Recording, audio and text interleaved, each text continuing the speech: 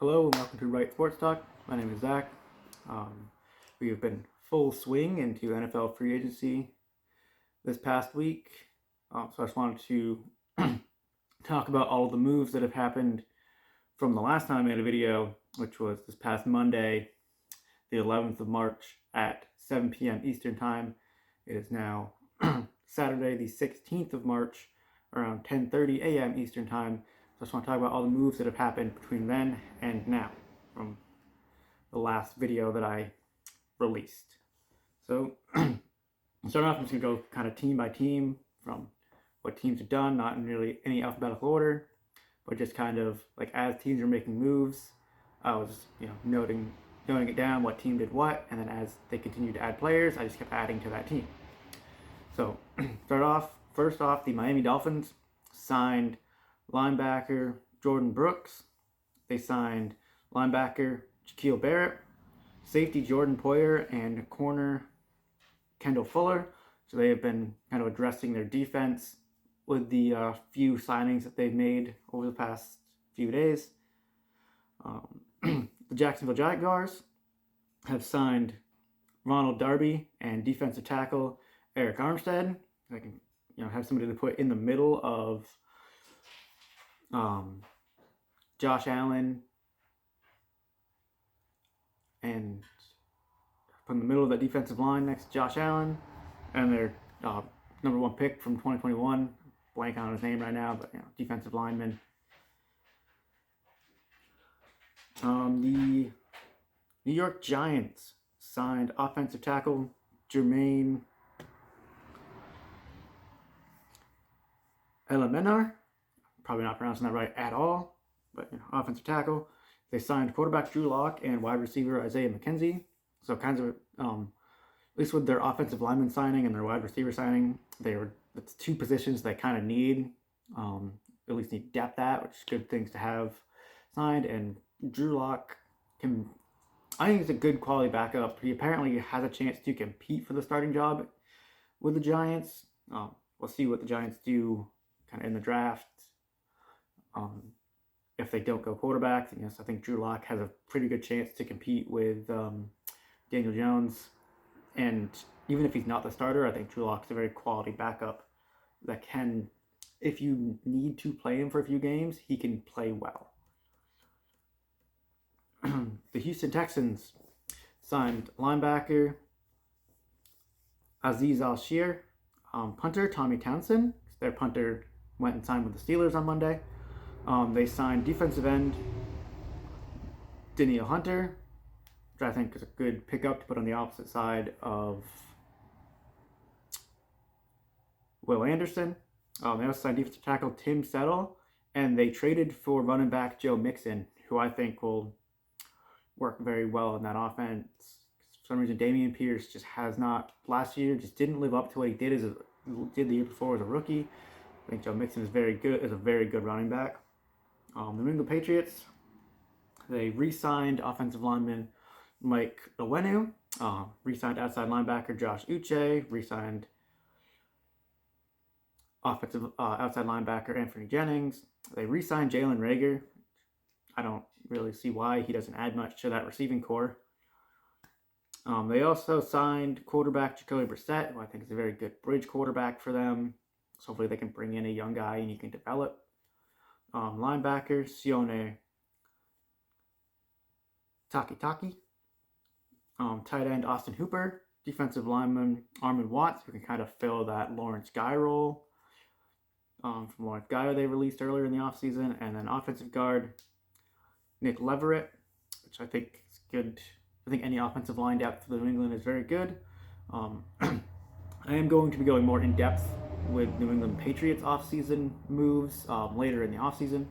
So I'm a Patriots fan, so I want to go more in depth with that in a later video. So stay tuned for that later in the offseason. Moving on, the Cleveland Browns signed linebacker Jordan Hicks and quarterback Jameis Winston. The 49ers signed defensive end Yatir Gross-Matos. It's a pretty good depth player, role player that could have a good role in that defense. The Bengals, obviously, they traded Joe Mixon to the Texans. They also signed running back Zach Moss. tight end Mike Gesicki. Defensive tackles Sheldon Rankins and safety Von Bell. Mike Gesicki, I think, is a very good receiving tight end, and Zach Moss had a very good season with the Colts last year when Jonathan Taylor was injured. I think Zach Moss could be a very good running back. The Jets started off slow, but kind of built up over the past few days. So they started off, they signed quarterback Tyrod Taylor, depth quarterback, kind of back up Matt, Aaron Rodgers. And then they signed defensive tackle Javon Kinlaw. They've already got a really good defense, and now they're adding a very good defensive player to that defensive line. And they bolstered up their O-line, which was one of their biggest problems last year. So first off, they traded for right tackle Morgan Moses from the Ravens, and then last night they signed offensive tackle Tyrone Smith. So that shores up their left tackle. Morgan Moses shores up their right tackle.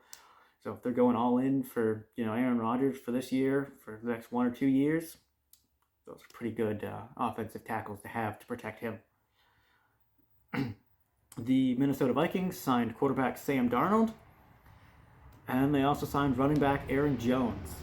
For people that don't know, Aaron Jones was released by the Green Bay Packers on Monday. The very next day, Tuesday, signed with their division rival Minnesota Vikings. The Falcons have also been doing some pretty decent moves. They signed Darnell Mooney, and then they also traded their quarterback Desmond Ridder to the Cardinals for wide receiver Rondale Moore. So that's more receiving depth for their newly signed quarterback Kirk Cousins, who they signed on Monday. The Ravens, pretty good one. They signed Derrick Henry, so now you can have Lamar Jackson and Derrick Henry in their backfield around the wall. That's a very good combination of a running quarterback that can, also be a very good quarterback but can break big runs. And then Derrick Henry, who's still Derrick Henry. He's still going to wreck people when you hand him the ball. The Chiefs signed tight end Irv Smith Jr. And then they also signed wide receiver Marquise Brown. Some people think Marquise Brown is going to be their number one wide receiver. I don't really see him as a number one type. I think he'll fit very well in that offense, but I see him more of a Marquez Valdez-Scantling replacement, just slightly better. And I think he's going to be a big help to Rashee Rice, because he's definitely going to probably pull more talented corners away from Rashee Rice, and Rashee Rice can get more catches and continue to be kind of that number two. I think Marquise Brown and Rashee Rice will kind of battle to be that number two option in the receiving game behind Travis Kelce. The Broncos signed defensive tackle Malcolm Roach. The Commanders signed defensive end Dante Fowler, linebacker Bobby Wagner, and then they traded quarterback Sam Howell to the Seahawks. So I think Marcus Mariota is one of the only quarterbacks they have right now. I forgot they also brought in Marcus Mariota. I think he's one of the only quarterbacks they have right now, which probably leans towards they're going to get a quarterback in the draft. The Steelers signed linebacker Patrick Queen, former Ravens linebacker, so he's going to a division rival. And they traded wide receiver Deontay Johnson to the Carolina Panthers in exchange for Dante Jackson and some pick swaps. And they also traded quarterback Kenny Pickett to the Philadelphia Eagles. They brought in Russell Wilson earlier in the week, signed him to a one-year deal, and apparently Kenny Pickett was not a fan of that. And they wound up getting rid of Kenny Pickett. He's now, in Philadelphia. Panthers, as talked about, they traded Dante Jackson to the Steelers for Deontay Johnson. Moving on to the Philadelphia Eagles, they signed Devontae Parker, who was released from the Patriots earlier in the week. They signed safety C.J. Gardner-Johnson, so he's going back to Philly. He was there a few years ago. They signed linebacker Devin White, former Tampa Bay Buccaneers linebacker, very fast linebacker, very athletic linebacker for them. And obviously they traded for Kenny Pickett. The Buffalo Bills signed linebacker Nicholas Morrow. Sorry about that. The FedEx truck pulled up. My dog's went a little bit crazy. As I was saying, the Buffalo Bills signed linebacker Nicholas Morrow, and they also signed wide receiver Curtis Samuel, who's going to be a very good number two with Stephon Diggs there. Curtis Samuel's a very talented wide receiver and kind of fits very well in that number 2 receiver role. The Arizona Cardinals signed running back DJ Dallas, offensive tackle Jonah Williams, and then they released offensive tackle DJ Humphries, and honestly traded for Desmond Ridder in exchange for Rondale Moore. I think Jonah Williams would be a very serviceable, offensive tackle. I know they just drafted one last season, so I don't know if they plan on moving him at some point. They haven't played right tackle last year because DJ Humphries on the left, so I don't know if he's going to continue at right tackle, if they're going to move him over to the left tackle spot.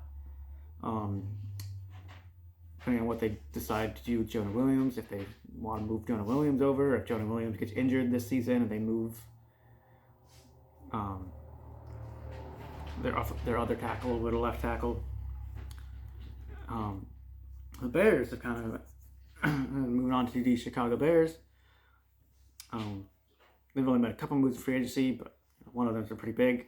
To start things off, they signed safety Jonathan Owens, and their big one, they traded for Keenan Allen, the wide receiver from the Chargers, and they got him for a 4th-round draft pick. So now you're going to put Keenan Allen on the other side of DJ Moore, and I think that's going to be a very good wide receiver duo. Moving on, the Tampa Bay Buccaneers really just re-signed their own guys. Notably, they re-signed linebacker Levante David. Moving on, the Tennessee Titans signed wide receiver Calvin Ridley.